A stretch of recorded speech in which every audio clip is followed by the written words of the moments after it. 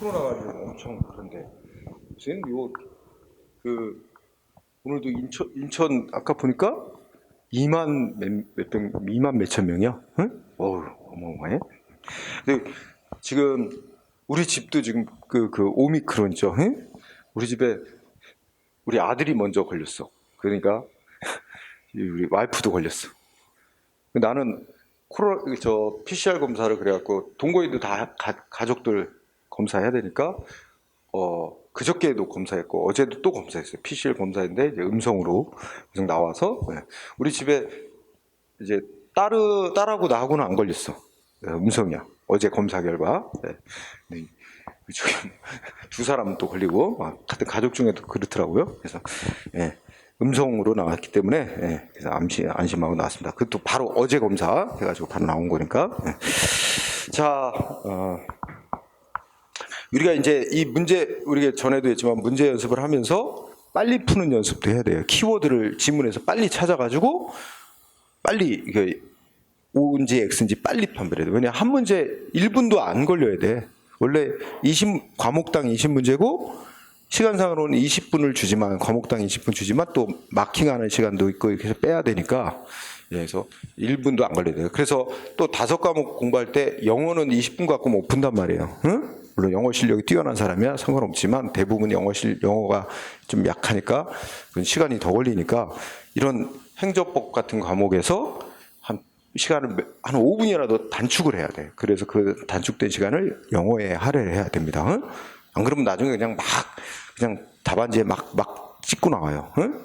그래서는 안 되죠. 그래서 연습을 하면서 이제 키워드를 딱 찾아서 빨리 그래서 한 문제를 막 한 10초, 20초 안에 푸는 문제가 많아야 됩니다. 자, 그런 연습도 하는 거예요. 자, 그러면 우리 10번 보죠. 10번은 실효성 확보수단 전반에 대해서 물어봤네요. 보니까 자, 1번 어떤 취지야?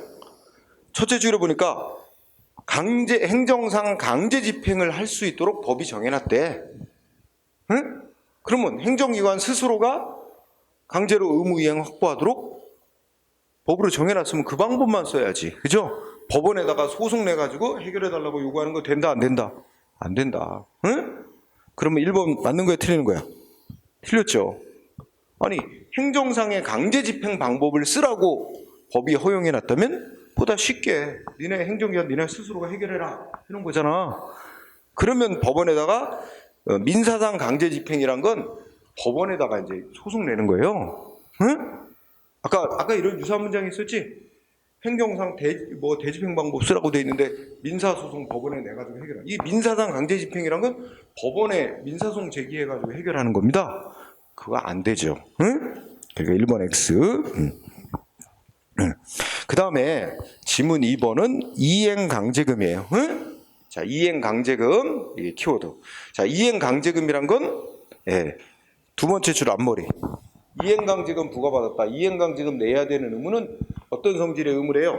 일신전속적인 성질. 맞아요. 일신전속적인 거라는 건 본래 의무를 부과받은 자 그 사람에게만 그 의무가 있는 거고 딴 사람한테 의무가 상속되거나 이렇게 딴 사람한테 의무가 승계될 수 없다는 뜻입니다. 일신전속적. 응? 따라서 그러면 어떻게 돼요? 그러니까 제일 중요한 건 이행강제금은 일신전속적 성질의 의무다. 응? 일신전속적 성질. 그래서 두 번째 줄 이미 죽은 사람한테 이행강제금 부과한 거는 무효다. 죽은 사람은 내야 될 의무가 없습니다. 의무자가 될 수가 없어요. 죽은 사람은. 그거는 그 죽은 사람에게 부과한 건 무효. 응? 여기 특별한 건 없고 이행강제금은 일신전속적이다. 이 단어에 유의하세요. 응? 그러니까 의무자 본인이 이행강제금이라고 돈 내라고 의무 부과하고 납부를 안 한 채 사망을 했어. 그럼 그 이행강제 부과는 이제 끝나는 거야. 응? 그죠? 그런 거라고. 그 상속인에게 다시 이행강제금, 그 이행강제금 내야 될 의무가 상속인에게 이게 승계되는 거 아니에요. 응? 자, 이거 또 나오게 될 테니까 맞고요. 3번은 아까 나왔죠? 이행강제금은 벌이 아니에요. 그 벌 주는 거하고 이행강제금 부과는 같이 할 수 있어요. 경과해도 된다. 이중처벌금지원 측에 위반되지 않는 거죠. 위반한다 그랬죠? 이중처벌로 보지 않아요. 그래서 X 맞는 거는 2번이죠. 그러니까 4번은 왜 틀렸어요? 이행강제금은 대신할 수 없는 의무에 대해서 주로 써왔지만 대신할 수 있는 의무에 대해서도 쓸 수 있다는 거죠. 즉 첫째 대체적 자기 의무, 대신할 수 있는 의무에 대해서도 쓸 수 있다. 그래서 건축법에 보면 철거 의무 이행 안 할 때 행정기관 대집행할 수도 있고 이행강제금 부과할 수도 있도록 돼 있어요. 행정기관이 재량으로 선택하는 거예요. 그래서 키워드는 이행강제금은 첫째 끝에 대체적 자기 의무에 대해서도 부과할 수 있는데 없다 그래서 X가 됐죠. 이거 아까도 계속 나왔었잖아, 그죠? 정답 2번이었고, 자 다음에 11번을 가니까 강제징수, 그죠? 여기도 보면 10번하고 11번을 보면 국가직, 그죠? 국가직 9급인데 2015년도 국가직 9급 문제는 이 실효성 확보 수단만 3문제를 낸 것 같아. 9번의 대집행도 2015년도 국가직에서 냈고 10번도 그렇고 11번까지, 그죠? 이건 좀 이례적이야. 통상 2문제 냈는데 여기 3문제나 냈네, 그죠? 자 11번 봅시다. 11번은 강제징수에 대해서 묻고 있죠? 강제징수. 우선 우리가 알 수 있는 거, 그죠? 그 3번. 자, 압류 조치 당했어요. 압류 처분, 그죠? 이거 곧바로 소송할 수 있다 그랬어요? 없다 그랬어요? 압류 조치 받은 상대방 국민 곧바로 행정소송 제기 못해, 그죠? 소송하려면 그에 앞서 뭐 해야 돼? 일종의 행정심판이라고 하는 그 절차를 거쳐야 되는데 그게 이제 둘 중에 하나를 거치게 돼 있어요.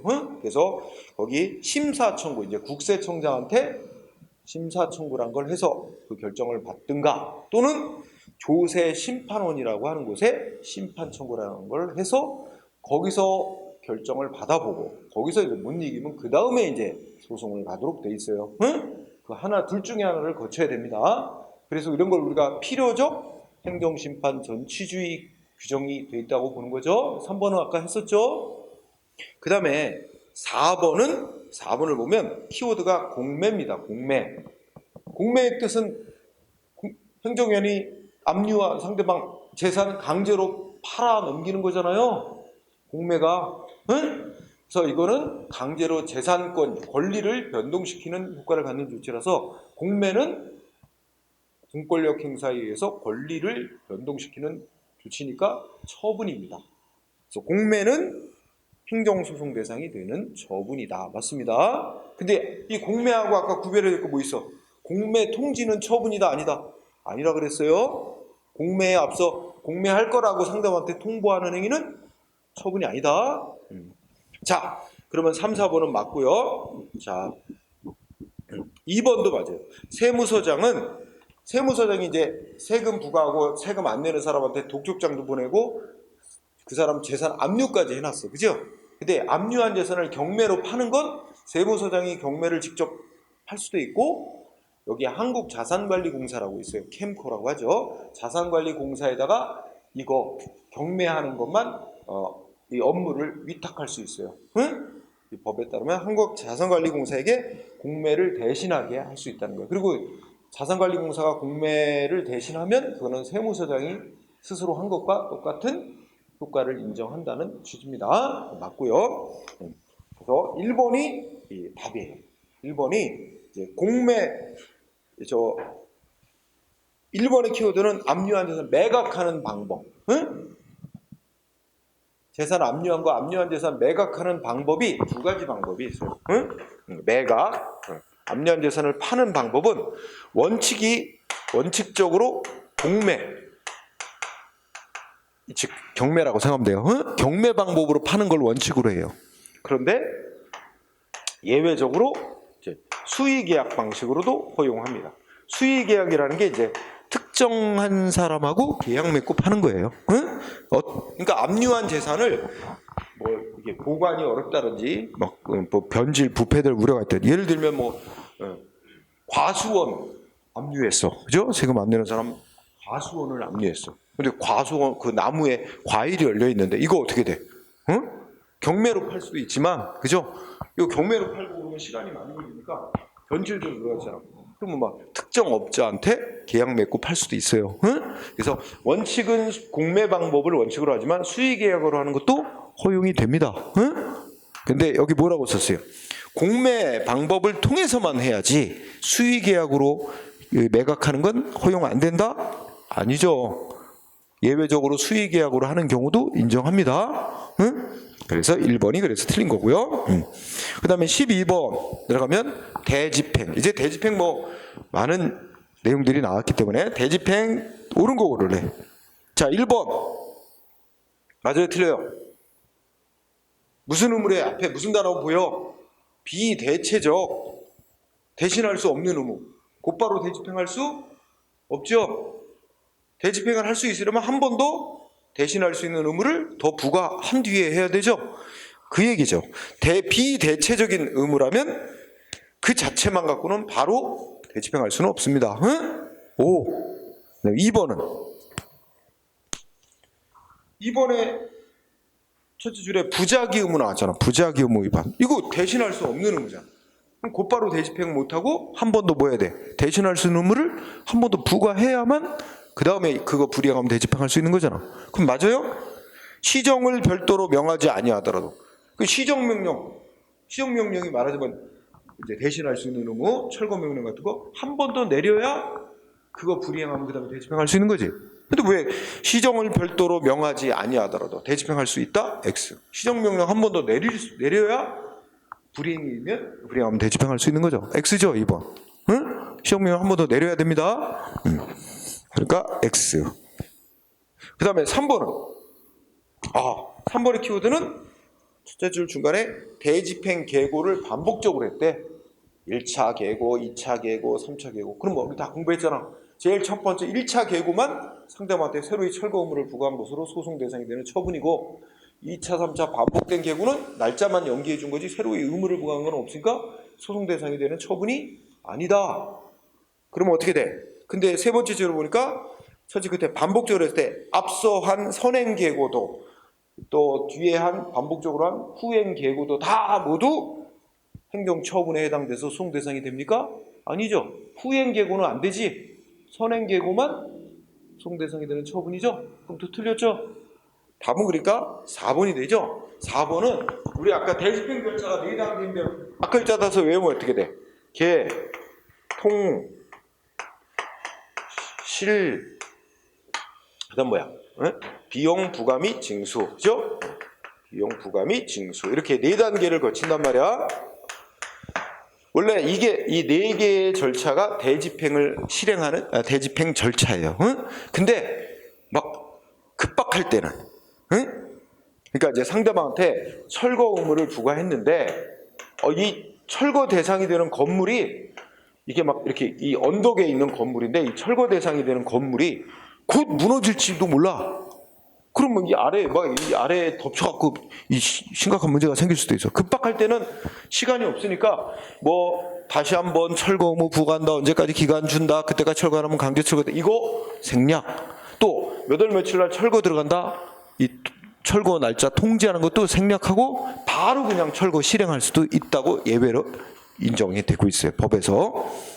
행정대집행법. 그래서 여기 2가지 다 생략 가능해요. 통지, 대집행영장 통지도 생략할 수 있고 계고도 생략하고 급박할 때는 여기 나왔죠. 비상시, 응? 비상시 급박한 상황에서는 계고나 통지를 생략하고 바로 실행을 바로 들어갈 수 있어요. 응? 근데 없다 그랬죠. X가 됐죠. 응? 따라서 1번이 정답이 된 거죠. 응?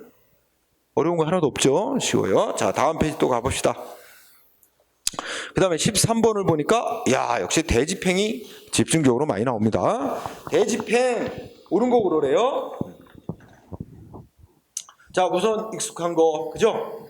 우선 2번 부작위 의무가 떴어요. 그죠? 이거 대신할 수는 없는 의무죠? 그러면 부작위 의무 위반에 또 곧바로 대집행할 수는 없고 그죠? 한 번 더 시정명령 내린 후에 이행 안 하면 대집행할 수 있죠. 근데 시정명령을 내릴 수 있으려면 그 부작위 의무 하지 말라고 규정한 법조항으로부터 바로 시정명령 내릴 권한이 나오는 거 아니지. 따로 근거 규정이 따로 있어야죠. 시정명령 내리도록 하는. 그러면 그런 문장이에요. 응? 그러면 2번 맞아요? 시정명 내릴 수 있는 권한은 두 번째 줄, 그 부작위 의무를 규정한 금지 규정으로 또 도출되나요? 도출되지 않는다는 거 있잖아. 따로 규정이 있어야 된다는 거지. 그래서 거기서 도출된다 그런 거 틀렸죠. 응? 2번 틀렸고 3번도 익숙했어요. 대집행 요건이 충족되면 행정기관은 반드시 대집행해야 될 의무가 있나요? 의무는 아니다. 기속행위 아니다. 대집행을 할지 말지 선택권이 있습니다. 즉 재량이죠. 재량. 응? 그러니까 3번이 X죠. 반드시 요건이 충족되면 대집행해야 되고 할지 말지 선택, 즉 재량 인정 안 된다? 반대. 우리 통설과 판례는 재량으로 보고 있어요. X. 2번, 3번 X. 3번은 4번도 아는 내용이죠. 뭐는 뭐죠? 계고 조치가 반복됐을 때, 그죠?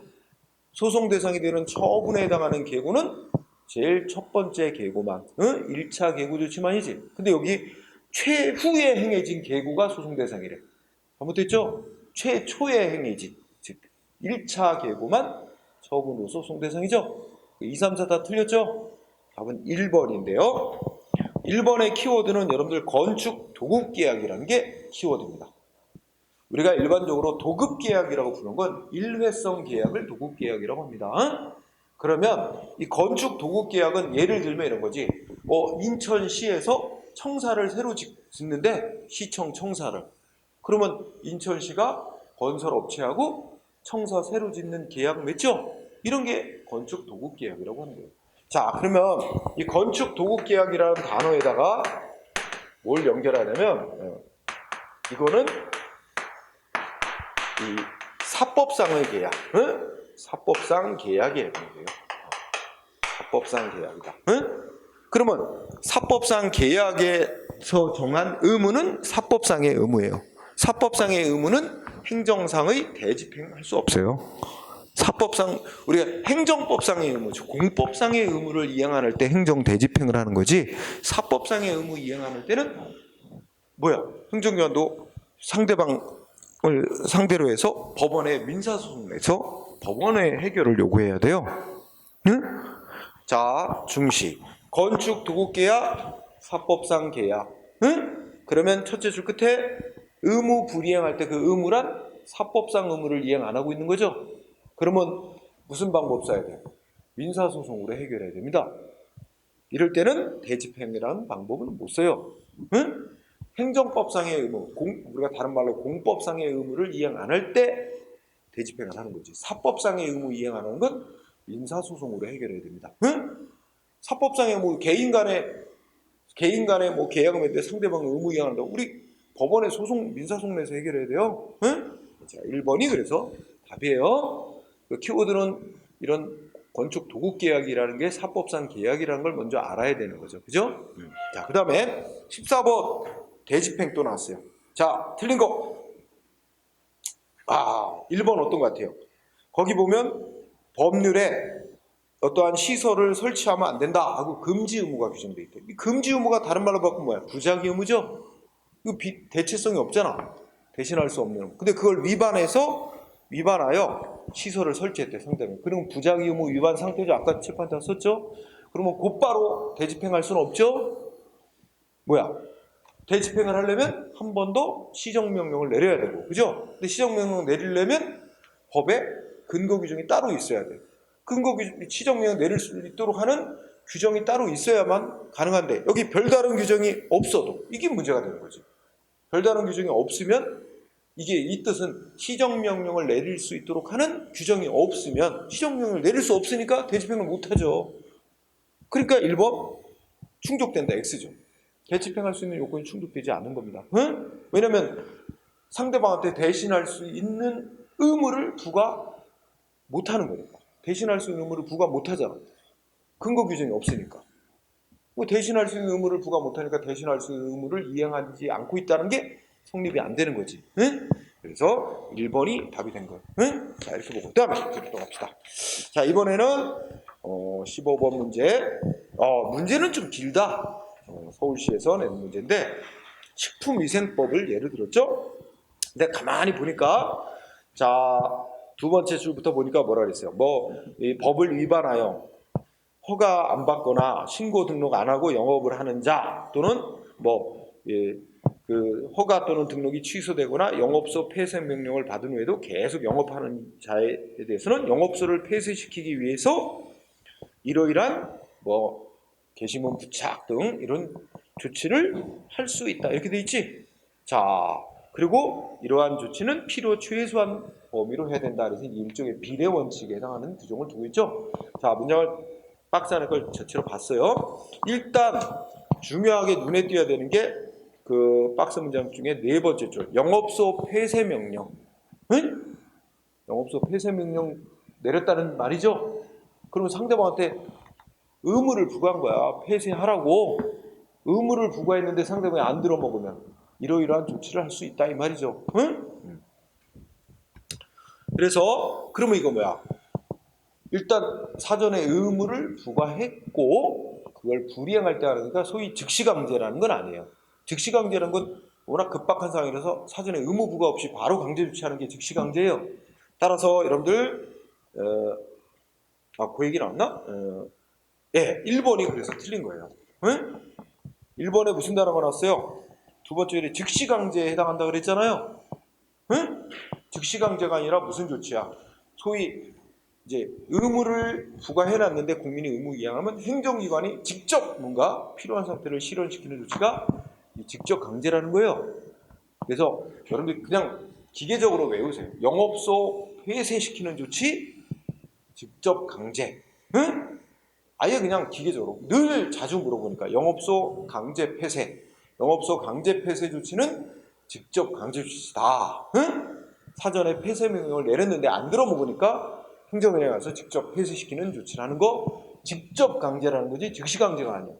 즉시 강제는 폐쇄 명령 없이 그냥 바로 가서 하면 이게 즉시 강제지만 문장 속에 당연히 폐쇄 명령을 내렸는데도 응하지 않을 때 이러이러한 조치를 할 수 있다는 게 이건 직접 강제예요. 응? 자, 두 배로 두세요. 그래서 1번이 답이고요. 자, 아니구나. 답이 아니라 옳은 거라 쓰니까 1번 X죠? 네. 그 다음에 2번은 이제 키워드 적법한 영업소가 아니라는 거 알리는 행정기관이 이제 게시문을 부착하는 행위는 취소소송이 적절한 것이에요. 이 게시문 부착 행위는 그냥 이러이러한 거를 알리는 거지 별도로 어떻게 돼요? 상대방한테 새로운 의무를 부과하거나 그런 거 아니죠? 응? 상대방한테 새로운 의무를 부과하는 거예요. 의무는 폐쇄시키라고 하는 게 의무고 이거를 이제 일반 국민들에게 그냥 정보를 제공하는 의미, 그지요? 여기는 폐쇄대는 없습니다 하고 알리는 행위지 상대방한테 무슨 국민에게도 무슨 권리나 의무를 부과하는 것도 아니고 업자에게도 새로운 의무를 부과하는 거 아닙니다. 그러니까 이런 권리나 의무의 변동을 가져오지 않는 행위는 처분이 아니라서 소송 대상이 안 돼요. 그러니까 이런 건 소송으로 싸울 대상이 아니니까 취소 소송이 적절한 구제사항이 되는 게 아닙니다. 그래서 X고 3번은 키워드가 적법입니다. 적법하게 뭘 했대. 그리고 뒤에 가면 손해배상 얘기 나옵니다. 여러분 적법하고 손해배상하고 연결이 돼요? 손해배상은 위법한 조치로 생긴 피해 물어주는 게 손해배상이고 적법한 조치로 생긴 피해 물어주는 건 손실보상입니다. 응? 그러니까 적법하게 했다면 그것이 또 이제 상대방이 감수해야 될 범위를 넘는 특별한 희생을 준 거라면 그때는 손실보상에 문제가 생길 수는 있어도 손해배상하고는 안 맞는 거죠. 그러니까 적법이 떴는데 왜 손해배상이 오냔 말이야. 그러면 벌써 틀린 거야. 응? 적법하게 했다 그러면 손실보상이 오든가 아니면 뒤에 손해배상을 놔두면 앞에 위법이 오든가. 그죠? 그래야 맞는 거죠? 그 다음에 4번은 4번은 그 박스 속에서 필요 최소한도 범위에 그쳐야 된다 하는 거는 비례 원칙 중에 비례 원칙이 이제 목적에 적합한 수단을 쓸 것, 적합성. 목적에 적합한 수단들 중에서도 상대방한테 최소한도로 피해를 주는 수단을 택할 것, 필요성. 이 필요성에 관한 얘기지, 비례 원칙 중에. 그죠? 그래서 4번이 그래 정답이 됩니다. 비례 원칙 중 필요성 원칙에 관해 규정한 거다. 응? 네, 맞습니다. 4번이 정답. 자, 그 다음에 16번을 보도록 하죠. 16번을 보면 틀린 거 고르래. 자, 우리 아까 칠판에 썼죠. 강제 집행 나왔습니다. 강제 집행은 사전에 의무를 부과하고 불이행이 있을 때 강제하는 거죠. 네 가지, 세부적으로 네 가지 수단이 있어. 대집행, 이행 강제금, 즉 아끌쳤다면 대리 직강, 대집행, 이행 강제금, 직접 강제, 강제징수. 그죠? 근데 그럼 네 가지 다 맞죠? 대집행, 집행벌, 직접 강제, 강제징수. 그죠? 근데 집행벌 이꼬로 다른 말로 뭐야? 집행벌, 이행 강제금. 응? 학자들이 법에는 이행강제금으로 도입됐는데 옛날부터 학자들이 집행벌이라고 이름을 붙여와서 하여튼 후진 이름을 붙여서 이 벌 진짜 벌도 아닌데 진짜 벌처럼 오해하게 용어를 만들었고 사람 헷갈리게 만들어. 그죠? 집행벌 이꼬로 이행강제금. 네 가지가 강제집행 수단에 속하는 거예요. 네 가지 맞고, 그 다음에 2번 우리 안 보면 돼. 즉시강제하고 영장. 응? 그러니까 영장이라는 거는 이제 판사로부터 발부받는 겁니다. 여기서 말하는 영장은 판사로부터 우리가 이제 우리 헌법, 국가의 최고법 헌법 12조에 보면 사람을 체포 구속하거나 재산 시설 같은 걸 압수수색할 때는 판사가 발부한, 검사가 신청을 해서 법관, 판사가 발부한 영장에 의해야 된다. 그래서 영장주의 원칙이 있어요. 응? 다만 예외로 현행범을 체포하거나 무슨 장기 3년 이상의 죄를 범하고 도주 증거인멸 우려가 있는 경우에는 일단 영장 없이 바로 체포한 후 48시간 이내에 판사로부터 영장을 받도록 하는 예외 조항이 있습니다. 그러면 즉시 강제라는 것도 이제 급박한 상황에서 다른 사람의 사무실이나 영업소에 들어가서 뭔가를 필요한 조치를 확 한다든지 또 사람을 또 막 정신착란이 있어갖고 막 칼 들고 막 다른 사람을 찌르려고 하는 사람 신체를 제지하고 일정한 장소에 일시 가둬놓는 조치를 할 수 있어요. 경찰이 데려다가 이런 걸 보호 조치라고 부르는데, 사람의 신체를 일정한 장소에 강제로 이제 보호 차원에서 데려다 놓는 거, 이런 거 판사로부터 영장 받고 해야 되느냐, 이게 논란이 있어요. 응? 국민의 신체이자 이런 기본권을 보호하기 위한 게 판사로부터 영장 받아서 하도록 하는 건데, 국민의 이 권리를, 인권을 강조하는 입장에서는 이게 아무리 급박해도 판사로부터 영장 받고 해야 된다, 이렇게 하는 사람이, 주장하는 사람이 있는가 하면, 지금 이거 급박한 상황인데 언제 판사로부터 영장 받느냐, 시간 없다, 응? 영장 없이 할 수 있는 거로 봐야 된다, 이런 견해도 있고, 일단 원칙적으로는 영장을 받고 해야 되는 걸 원칙으로 봐야 되지만, 이제 급박한 상황이라서 합리적 이유가 있을 때는 예외적으로 영장 없이 할 수 있는 거로 봐야 된다. 이 절충설이 있고 이렇게 견해가 대립이 있는데, 우리 이 대법원 판례는 원칙은 영장을 받고 해야 되는 게 원칙이나 합리적 이유가 있으면 영장 없이 할 수 있다, 이렇게 보고, 반대로 또 헌법재판소는 행정상의 즉시강제라는 건 급박한 상황에서 할 수밖에 없는 거라서 성질상 영장 없이 할 수 있는 거로 봐야 된다. 그래서 영장 없이 할 수 있는 거로 봅니다. 이게 좀 약간 견해가 복잡한데, 판례도 대법원과 헌재가 조금 다르고, 어쨌든 즉시 강제 조치를 할 때 판사로부터 영장 받고 해야 되느냐에 대해서 논란이 있는데, 두 번째 줄여보니까 어떻게? 첫째, 우리 판례는 국민의 권리익 보호를 해서 예외 없이 영장주의가 적용된다. 그러니까 판사로부터 영장 받고 해야 된다는 입장이다? 아닙니다. 그래서 이제 영장 없이 할 수 있는 경우로 대체로 봅니다. 즉시 강제라는 건 급박한 상황에서 하는 거다. 그러니까 판사로부터 영장 먼저 받지 않고 할 수 있는 조치로 보고 있습니다. 2번 틀렸어요. 이거 잘 물어봐요. 즉시 강제 조치 나오면 이렇게 판사로부터 영장 받고 해야 되냐 하는 문제를 잘 물어봅니다. 또 나오게 될 거예요. 따라서 X예요. 반드시 영장 받아서 해야 된다는 입장이다, 아니란 말이에요. X. 그래서 2번이 답이고. 자, 그 다음에 동그라미 2번을 보면 불법 게임물에 대한 폐기 처분, 이렇게 나오죠. 이게 현장 불법 게임물 이거 만들고 이 하는 제작 업소를 우리 행정기관이 급습했어, 현장.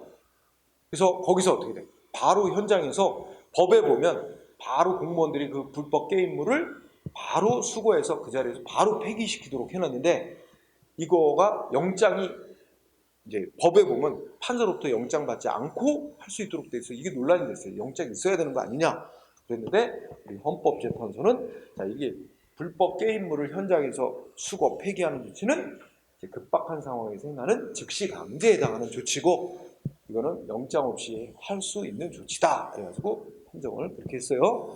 우리가 이제 다시 되돌아보면 이 불법 게임물은 하나만 이게 이제 제거 안 해도 어떻게 돼요? 바로 또 무한 복제가 돼서 금방 또 퍼질 수가 있죠. 바로 현장에서. 그러니까 이 상대방한테 네가 수거해서 폐기해 이렇게 돼가지고 목적 달성이 어렵다는 얘기지. 뭐 하는 척하면서 몇 장이라도 빼돌리면 금방 복제가 일어나고 할 수 있잖아. 그러니까 이거는 상대방한테 미리 의무를 부과하고 이행하는 걸 기다릴 수 없는 현장에 나간 공무원들이 바로 그 자리에서 수거 폐기해야 되는 그런 성질의 조치라는 거야. 그래서 키워드 불법 게임물 폐기하는 조치 성질 뭐로 본다고? 즉시 강제. 응? 그리고 영장 없이 해도 되는 조치로 판정 내렸어요. 헌법재판소가. 그래서 3번 5, 4번은 자 3번에 쭉 읽어보면 두 번째 줄에 보호조치라는 게 나옵니다. 응? 보호조치. 그죠? 이게 보호조치라는 게 강제로 이제 사람의 신체를 보호하는 겁니다. 응? 그래서 거기 보니까 술 취해가지고 막 난동 부리면서 자기나 다른 사람의 생명이나 신체를 막 해하려고 하는 사람 있잖아. 응? 이런 사람 뭐 상대방한테 하지 마라 의무를 주고 부과하고 시간 주고 이럴 수 없는 상황이야. 응? 그 자리에서 바로 뭐 흉기 같은 거 뺏고 그 신체를 데려다 뭐 경찰서 뭐 이제 그 유치장에 일시 보호를 한다든지 이런 거 합니다. 응? 이런 거 전형적인 즉시 강제 조치로 보고 있습니다. 그래서 경찰이 하는 조치인데 두 번째 줄에 키워드 보호 조치라고 부릅니다. 보호 조치는 뭐에 해당한다? 즉시 강제에 해당하는 조치다. 응? 이것도 영장 없이 할 수 있는 겁니다. 응? 급박한 상황이니까. 그죠? 자, 그 다음에 그래서 틀린 거는 2번이었고 그 다음에 17번 직접 강제와 즉시 강제 물어봤어요. 자, 여러분 봐. 우리가 아까 공부했죠. 직접 강제는 뭐의 일종이지? 뭐의 한 수단이야? 강제 집행의 한 수단이야. 직접 강제라는 건 처음 공부할 때 용어가 부지 혼동스러울 거예요. 그죠? 네. 자, 직접 강제라는 건 강제 집행 수단의 하나야. 그럼 강제 집행은 뭐야? 시간적 여유가 있어서 상대방한테 미리 의무를 부과하고 이행하나 안 하나 기다려 봤다가 하는 게 강제 집행이죠. 근데 그 옆에 즉시 강제는 뭐야? 급박해서 사전에 의무 부과 없이 바로 강제 조치 들어가는 거지. 그거 중요한 차이예요. 응? 그렇다면 자, 성질이 다른 거 하나 고르는데 자, 그 1번을 보니까 출입국관리법상 외국인 등록 의무를 위반한 사람에 대한 강제 퇴거 이렇게 돼 있죠? 자, 이거는 뭘까요? 자, 우선 첫 번째 줄에 의무가 나오잖아. 의무. 등록해야 될 의무. 응? 그러면 법에 의해서 등록 의무가 부여됐다는 거 아니야? 그래요? 그럼 사전에 의무가 부여돼 있는데 의무를 위반되지 이행을 안 하고 있다는 게 전제가 되는 거죠? 그러니까 사전에 의무가 부여돼 있는데 상대방이 위반되지 불이행할 때 강제하는 거니까 이건 뭐야? 응? 즉시 강제는 아니지 최소한. 안 그래요? 그래서 이게 이제 직접 강제에 해당하는 거지. 응? 근데 우리가 지문 2, 3, 4 보면은 의무가 부여됐다는 표현이 있어요, 없어요? 없죠? 의무 부과가 사전에 됐다는 게 없어요. 바로 무슨 상황이 생기면 행정관이 그냥 바로 강제 조치 하는 거로 돼 있는 거예요. 의무 없이, 상대방한테 의무 부과 없이. 그러니까 2, 3, 4는 사전에 의무 부과 없이 바로 강제 조치 들어가는 거예요. 이게 이런 것들이 즉시 강제라는 조치의 예입니다. 응? 그래서 이번에 야 지금 막 빌딩에 막 대형 화재가 발생했는데 소방차가 지금 진입을 해야 되는데 이제 소방차 진입할 그 길에 막 불법 주차된 차가 있다. 지금 이거 차주인한테 연락을 해가지고 차 빼시오. 여유가 없어요 지금. 인명구조나 뭐 이걸 위해서. 그럼 뭐야 그냥 법에 뭐라고 써요? 그냥 저 불법 주차된 사람 다 부수고 막 밀어버리고 막 진입할 수 있도록 이런 규정이 있어요. 이게 바로 차 주인한테 차 빼라 뭐 이런 거 의무부가 없이 바로 강제하는 겁니다. 즉시 강제. 응? 3번 유해 식품 압류 바로 하는 거죠. 상대방한테 야, 이 유해 식품 이거 빨리 뭐 폐기해서 없애라. 아, 이거 의무부가 하고 여유가 없어요. 이거 했다가 누가 그거를 잠시 놔두는데 누가 먹는지 하면 문제 생기죠. 응? 그러니까 그 자리에서 그냥 바로 폐기하는 거죠. 압류해서 바로 폐기하는 거예요. 즉시 강제. 4번 마약류도 마찬가지야. 발견 즉시 바로 폐기해야지. 그것도 또 조금이라도 빼돌려지면 문제 생기죠. 그러니까 가만히 문장을 보면 먼저 뭐라 해야 돼? 직접 강제라는 건 강제 집행 수단의 하나로서 사전에 의무를 부과하고 그걸 불이행하거나 위반한 자에 대해서 하는 거고, 즉시 강제는 급박한 상황에서 의무 부과 없이 바로 강제하는 조치고, 요걸 먼저 알고 지문을 딱 보면 1번에 딱 의무가 이미 부여되어 있다는 게 전제가 되니까 이건 직접 강제고, 나머지는 의무 없이 바로 강제 들어가는 거니까 즉시 강제다, 이렇게 구별할 줄 알아야 됩니다. 자, 그러면 요거를 이런 거 캐치했으면 이제 이런 유사한 문제 많이 나와요. 자, 뒤로 가보면 18번 보도록 하죠. 이번에는 좀 행정조사 문제로 들어가 보죠. 조금 이제 여러 파트를 일단 골고루 본 다음에 나중에 막 섞어서 이제 나올 거예요. 행정조사라는 작용이 있어요. 행정조사라는 건 이제 장내 행정기관이 어떤 정책이나 어떤 정책을 실행하려고 한다든지 어떤 제도를 실행하려고 하는데, 장내 행정조치를 작용을 하는데 필요한 정보 자료를 수집하는 활동을 행정조사 활동이라고 해요. 그래서 이 행정기관이 장내에 필요한 정보 자료를 수집하는 행정조사 활동을 하는 거에 대해서 정해놓은 법이 있어요. 행정조사 기본법이라고. 그래서 행정조사 기본법이라는 법에서 행정기관이 행정활동에 필요한 정보자료를 조사하는 방법으로 여러 가지 방법을 규정해 놨는데, 예를 들면 그 조사 대상자인 국민에게 행정기관에 출석해라, 와서 뭐 진술해라, 이렇게 요구하는 방법도 정해놨고, 또 보고서나 자료를 제출하라고 요구하는 방법도 법이 정해놨고, 조사 방법으로. 또 3번 공무원들이 현장에 나가서 조사하는 방법도 규정해놨고, 또 현장에 나가 조사할 때는 이제 검사할 뭐 시료라고 하죠. 뭐 이런 것도 이제 채취할 수 있도록 해놨고 다 있어요. 근데 5번은 없어요.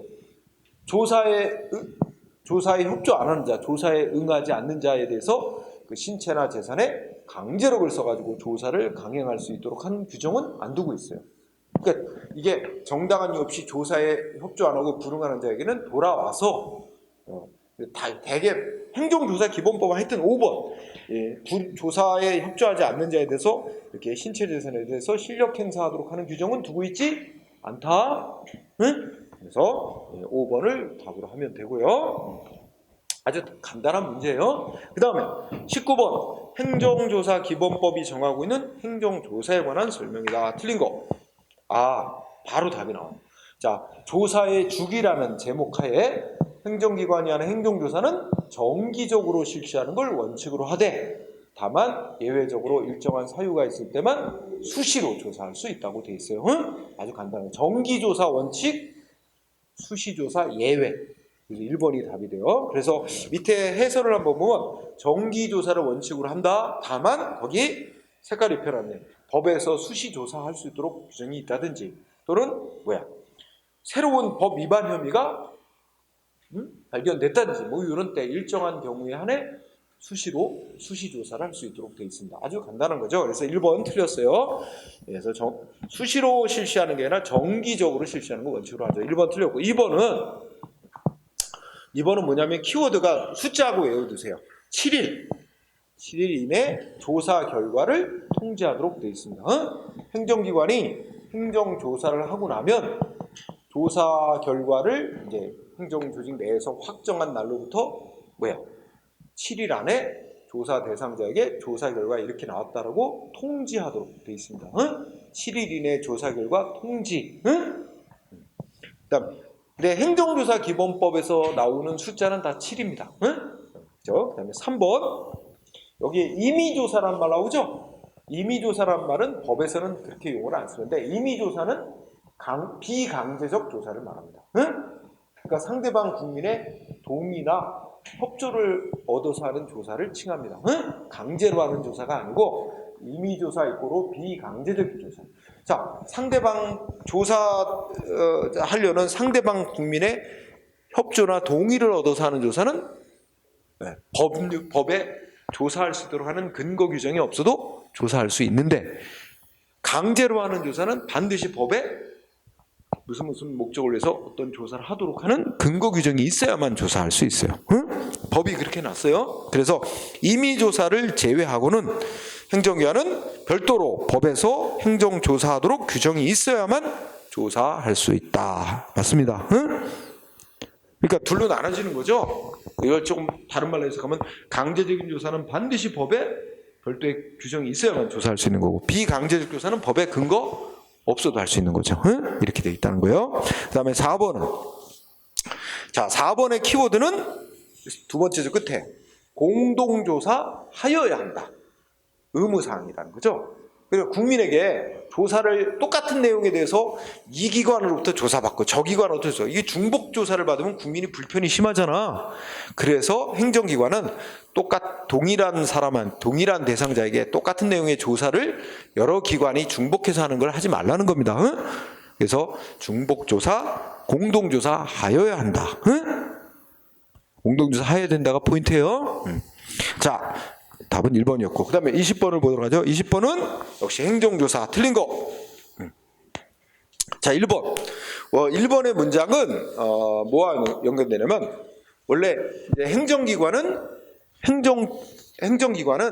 그 매년 뭐 조사 계획을 짜가지고 거기에 맞춰서 이제 조사를 하고, 또 행정조사를 하려면 이게 뭐 어떤 합리적인 기준을 세워서 조사 대상자를 선정을 먼저 해고 조사를 하게 돼 있어요. 조사 대상자를 선정.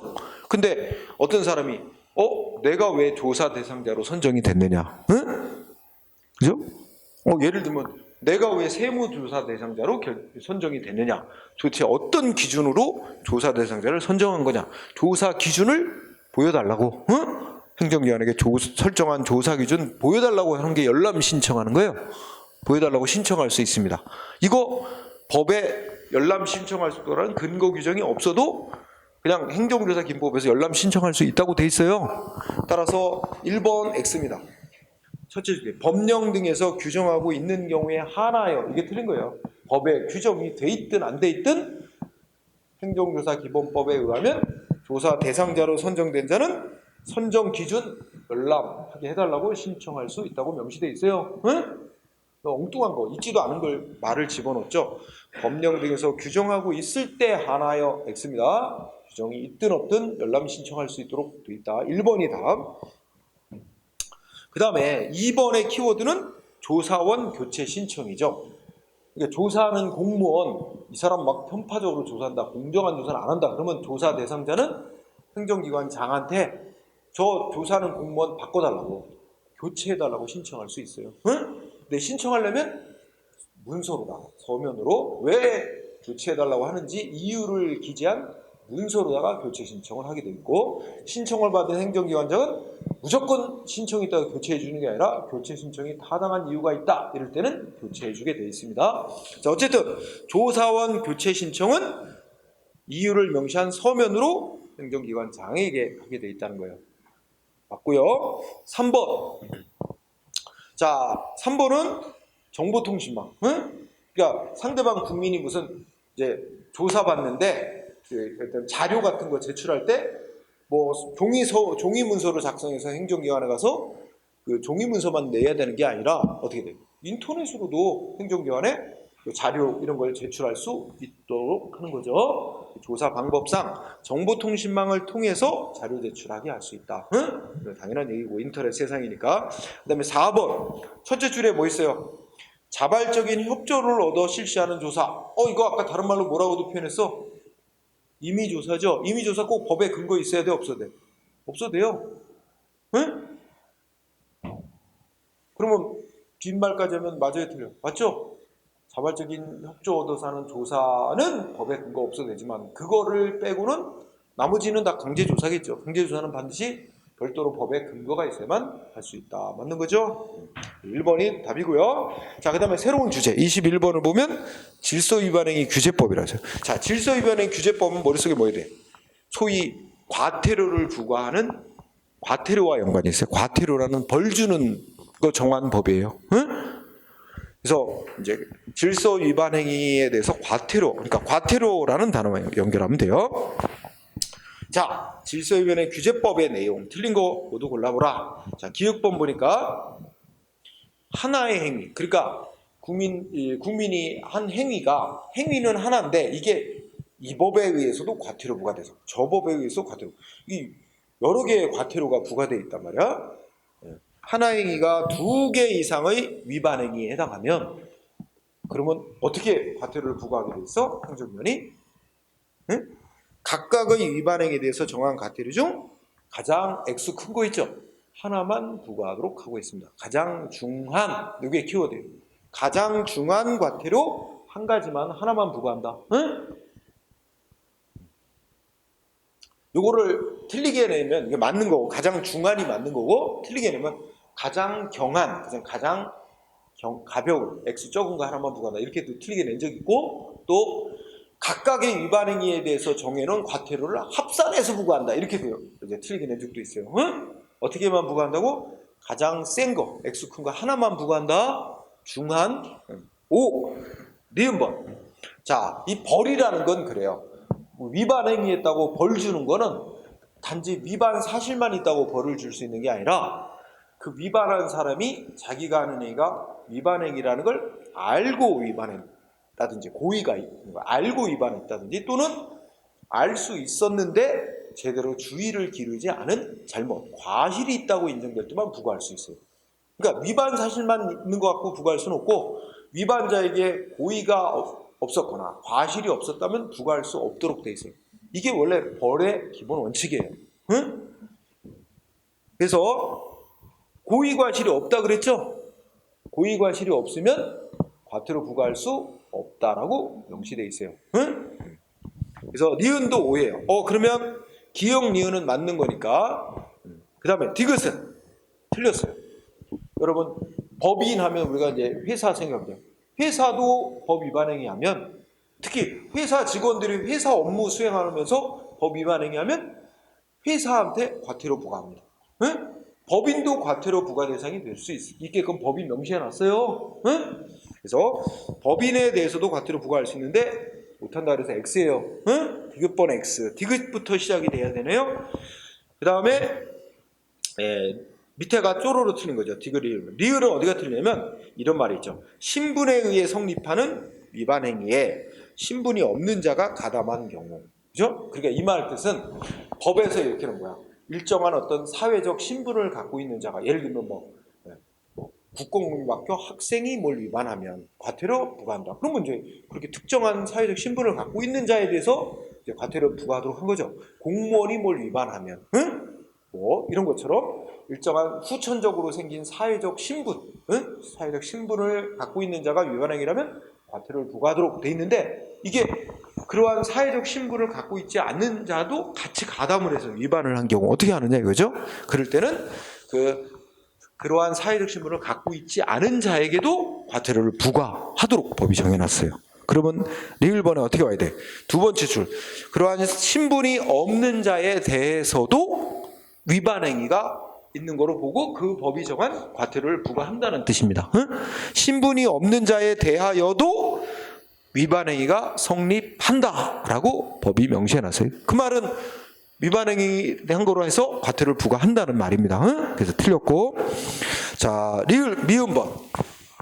행정청의 과태료, 그러니까 행정기관이 위반자에게 과태료를 부과하려면 위반 행위가 끝난 시점으로부터 5년 안에 과태료를 부과해야 돼요. 기간이 정해져 있어요. 5년 안에 부과해야 돼. 위반 행위가 있은 날부터 5년 안에.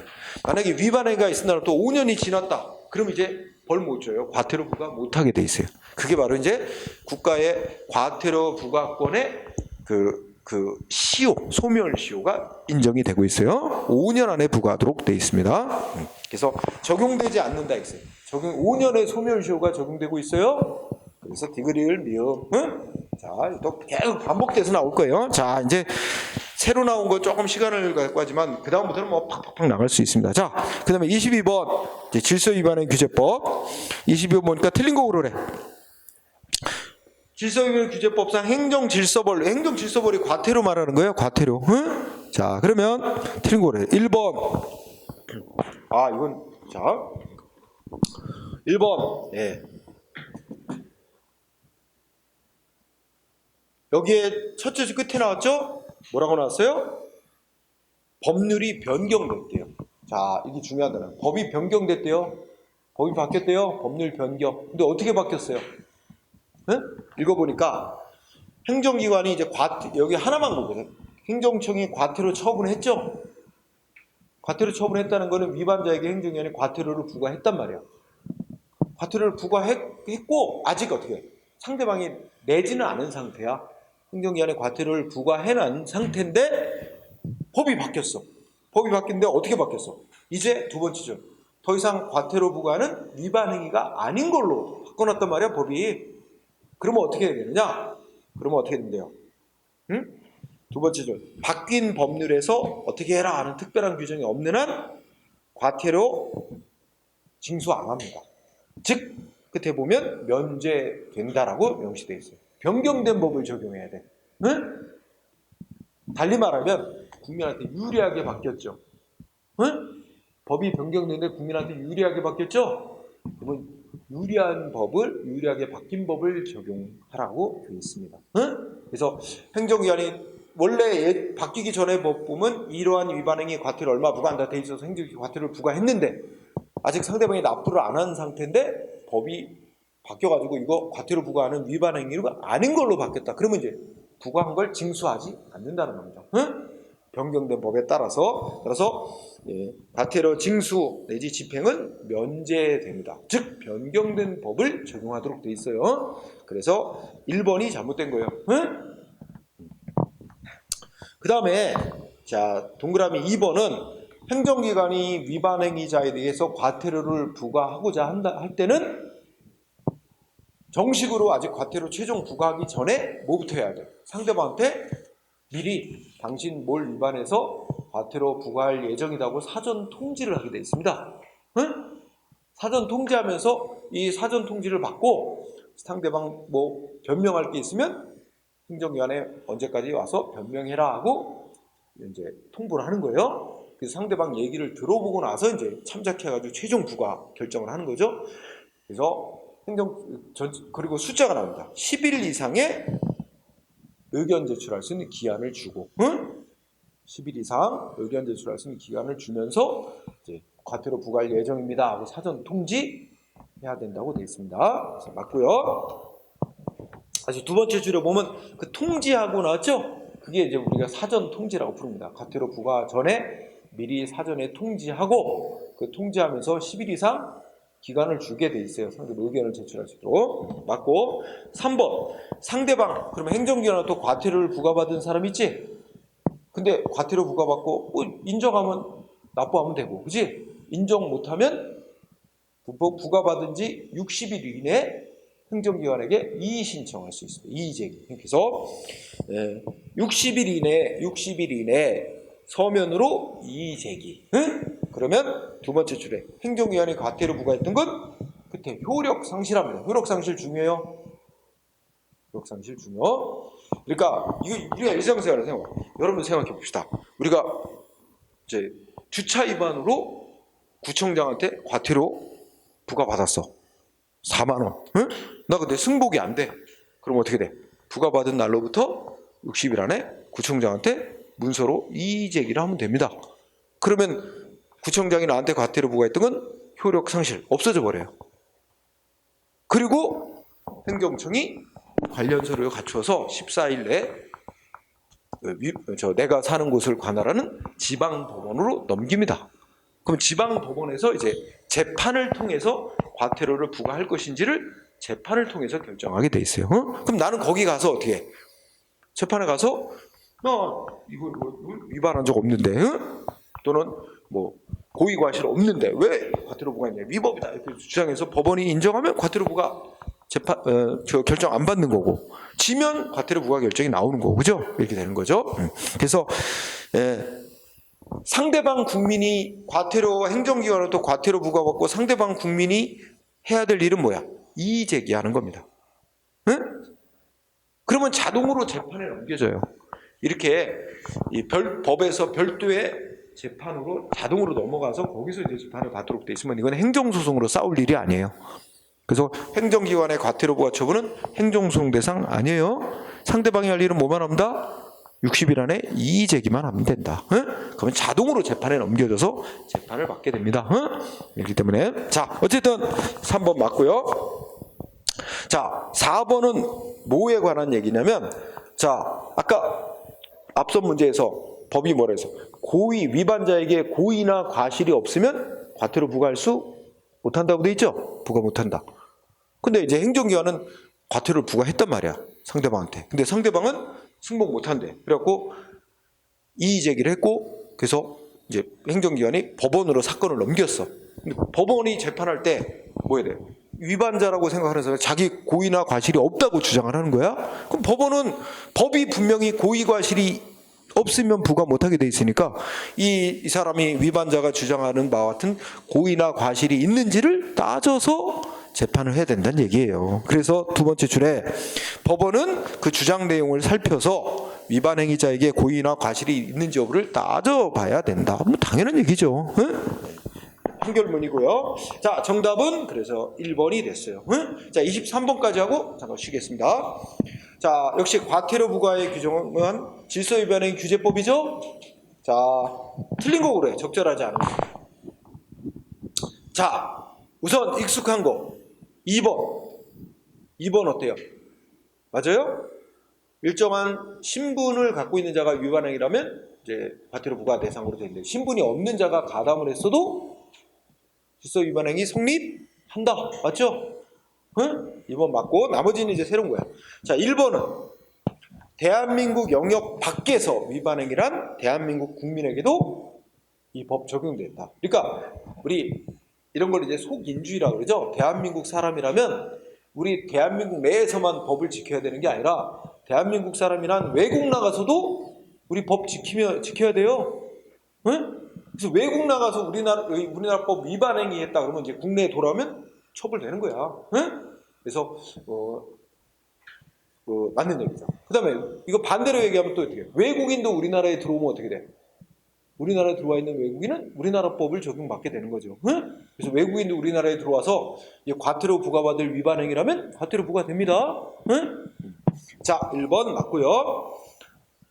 2번은 했고, 자, 3번은 자, 3번이 정답인데요. 두 번째 줄에 100분의 10 있죠? 그러면 과태료를 부과받고 납부기 안내 납부 안 하지?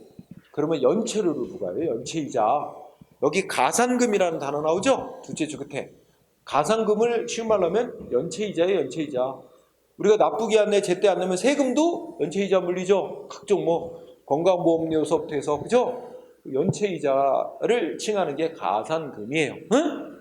근데 몇 프로 물리게 돼 있냐? 첫 달에 납부기한 지났다. 그러면 첫 달에 원래 내야 될 금액의 3% 물립니다. 3% 연체이자를. 100분의 3이에요. 응? 100분의 3. 100분의 10 아니에요. 숫자가 꺼냈죠? 100분의 3. 100분의 10이야. 어휴, 야, 100분의 10이면 이자를 10%나 받는 건데, 그 국가가 고리대금을 파는 거예요. 그 마찬가지가 되죠? 100분의 3. 세금도 납부 안 하면 첫 달에 3% 이자. 응? 둘째 달부터는 계속 1.2%씩 물려갑니다. 응? 연체이자를. 근데 첫 달에는 3% 물립니다. 그래서 그 숫자 갖고 낸 거고요. 자, 4번은 뭘 의미하냐면, 이제 행정청이 원래 과태료는 행정기관이 먼저 부과해요.